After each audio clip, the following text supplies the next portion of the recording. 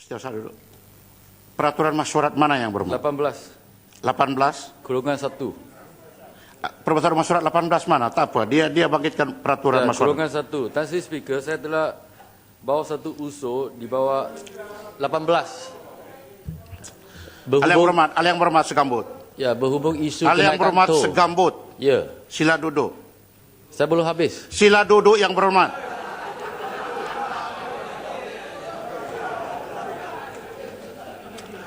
Ahli yang berhormat Segambut dan ahli yang berhormat yang lain, seharusnya usul-usul seperti begitu yang berhormat bangkitkan harus yang berhormat berdiri selepas 11.30 sebelum kita beralih kepada peraturan-peraturan masyarakat yang lain.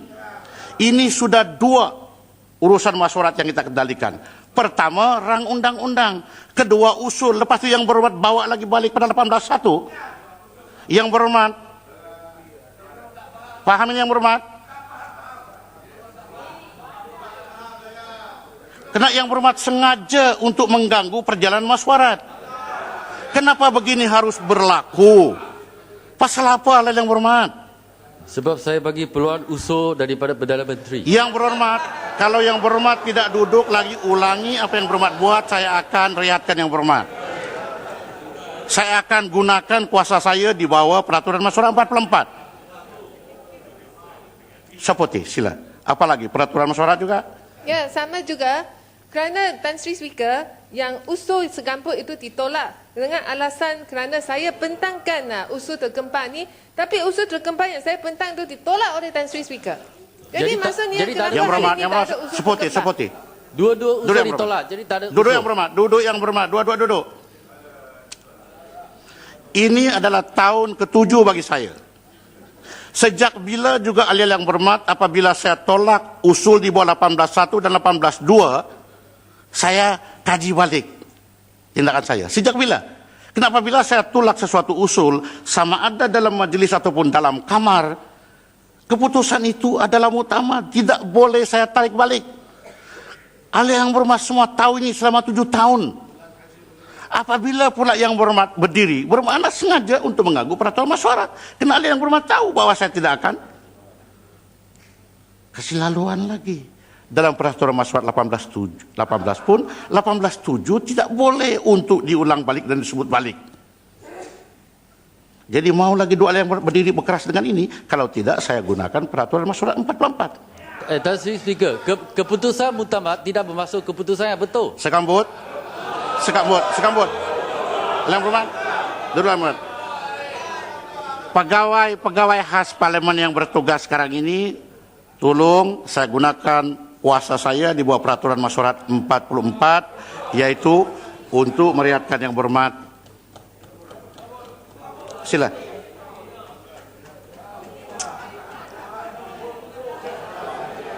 Sila.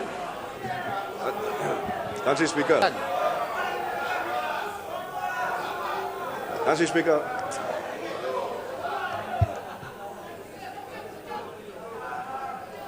Tan Sri Speaker. Yang berhormat, boleh dulu kita tunggu sehingga ahli yang berhormat keluar daripada Dewan.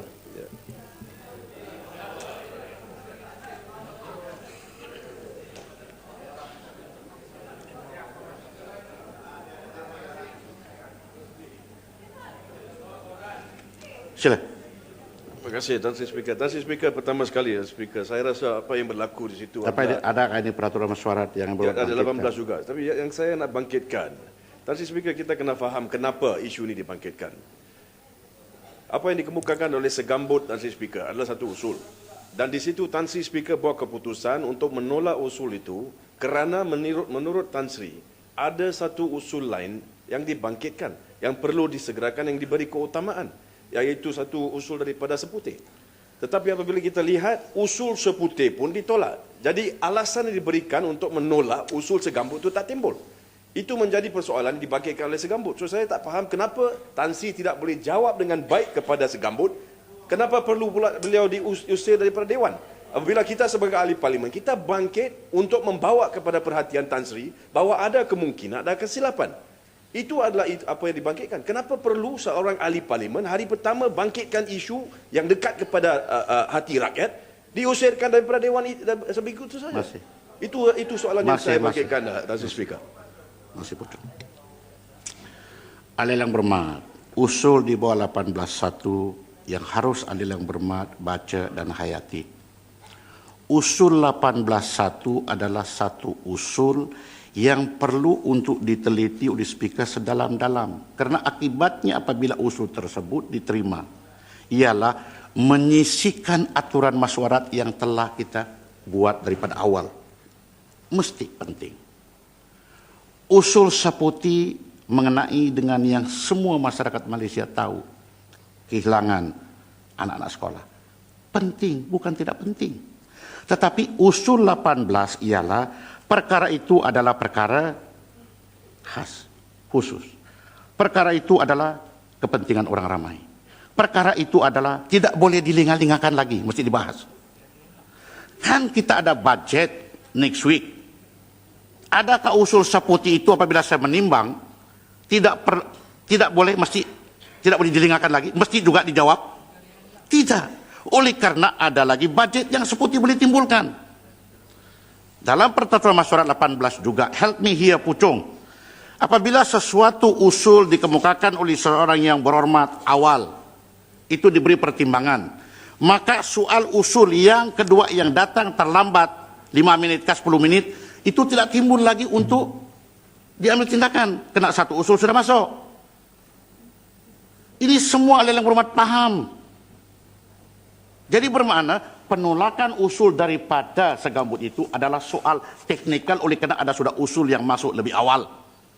Dan usul pula yang lebih awal itu telah diambil tindakan oleh speaker dalam kamar. Ianya tidak perlu disegerakan.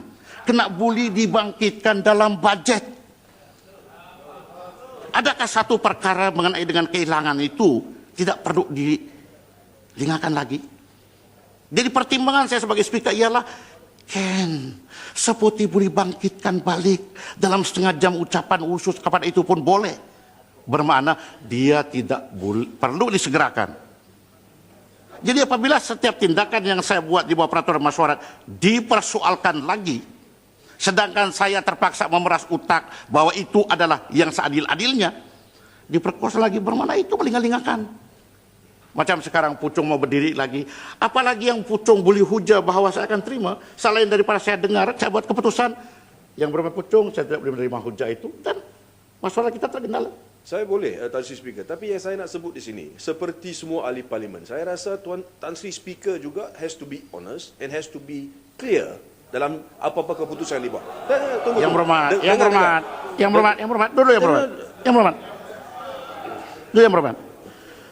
The moment you use that word, I got to be honest, you are already questioning my integrity as a Saya belum speaker. habis. Saya belum habis. No, yang berhormat.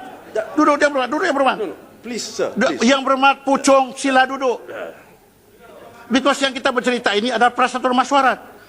Peraturan masyarakat 42 kata apabila speaker bercakap dan berhujah, semua yang berhormat diam dan duduk. So kalau yang berhormat bangkitkan peraturan masyarakat, mesti patuh dengan peraturan masyarakat.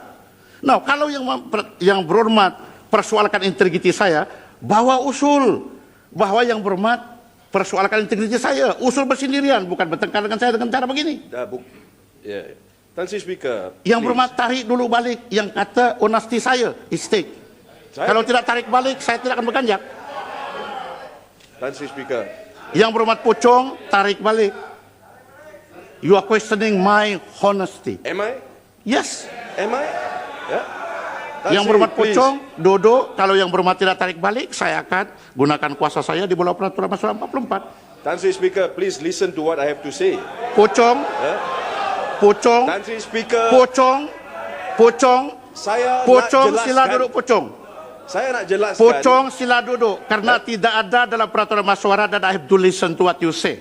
No. You go to listen to what I say di bawah peraturan masyarakat 42 dan 43. Di dalam persoalan. Pucung, duduk.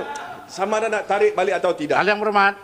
Tan Oleh Sri, karena Pucung, saya telah kasih Tan warning Sri, kepada Pucung berkali-kali, Pucung berdegil-degil juga. Tarik balik. But let me Hal yang explain. berhormat, I did not make that hal yang allegation. berhormat sila duduk. Saya tidak buat Hal yang berhormat insinuation sila itu. duduk. Tan Sri, I did not make that Hal yang suggestion. berhormat sila duduk. Tan Sri, I did not make the suggestion. Okey. Bentara sila. No, hold on, Tan Sri. Bentara sila. Saya tidak buat insinuasi itu. Sila. Tan Sri Speaker. Tan Sri Speaker, Yang you Berhormat are Puchong also sudah bound by the menafikan rules. Saya buat tidak buat insinuation itu. kenyataan itu. Dia Sila. dah nafi buat kenyataan itu. Saya Mana tak boleh? buat kenyataan itu. Tan Sri Speaker, what is wrong with I Tan am Sri, not saying that you he are dishonest. denied. Can you both sit down? Sit down, Pak. He denied. Puchong, sit down. Puchong, sit down.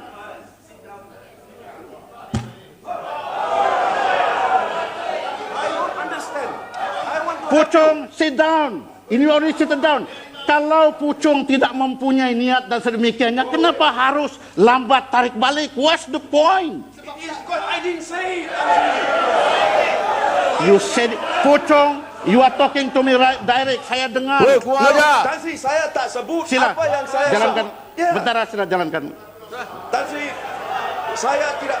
Please, sir, please. Just tunggu sebentar. Tan Sri, please. Puchong, Tan Sri, saya telah buat keputusan. Sila saya- keluar. Tan Sri, saya- Puchong, sila keluar. Tan Sri, saya kata, Tan Sri, I am not making that insinuation. Bentara sila jalankan tugas. I am not making the insinuation, Tan Sri. I have told you. Tan Sri, selalunya bila sebelah sana ditegur, mereka kata tak buat Then begitu. you go to tak ada apologize. masalah. Then you go to tarik balik. There's nothing to tarik balik. Nothing to tarik balik, nanti. Nothing to tarik balik. How? I can't even. Ahli yang berhormat yang lain. Paling jaya. I assure you, sir. I assure you. You sit down first.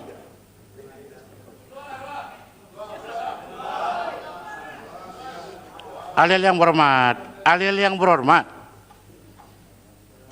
Saya duduk sini sepanjang ingatan saya 7 years.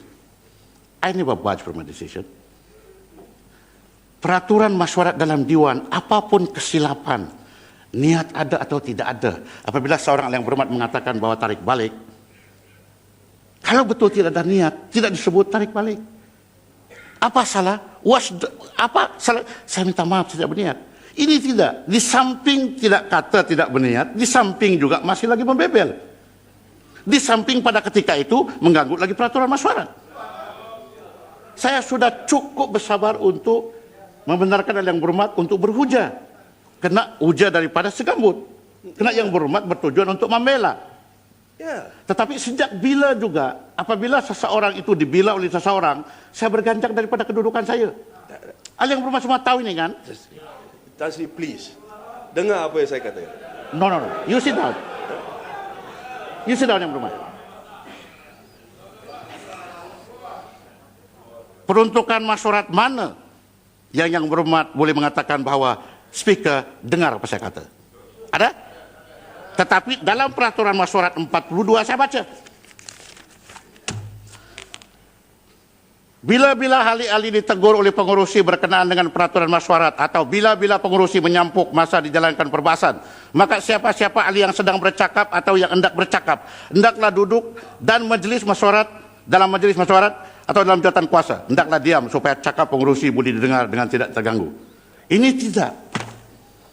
Kalau yang berhormat boleh buang campak itu peraturan masyarakat, saya lagi boleh campak jauh-jauh. Ya, Tan Sri. Kena bermakna saya ada kuasa di bawah peraturan masyarakat. Tan Sri, saya setuju, Tan Sri. Jadi kalau yang berhormat setuju, duduklah. Ya, tapi Tan Sri, Duduklah kalau yang berhormat setuju. for the record, let me just state what happened. Tan Sri, Bentara jalankan tugas. Tunggu. Bentara jalankan tugas. Tan Sri Speaker, saya nak katakan, tujuan kita tanya soal Bentara Tan Sri. jalankan tugas. Tan Yang Sri, berhormat ini tidak Puchong adil. sila keluar. Ini tidak adil, Tan Sri. Kasih Yang dia. berhormat Puchong, Yang berhormat Puchong sila duduk. Kalau yang berhormat juga enggan untuk keluar, saya gunakan lagi peraturan masyarakat 44 yang lebih dasar, yaitu menamakan yang berhormat enggan dengan arahan saya supaya seorang menteri boleh berdiri dan buat usul.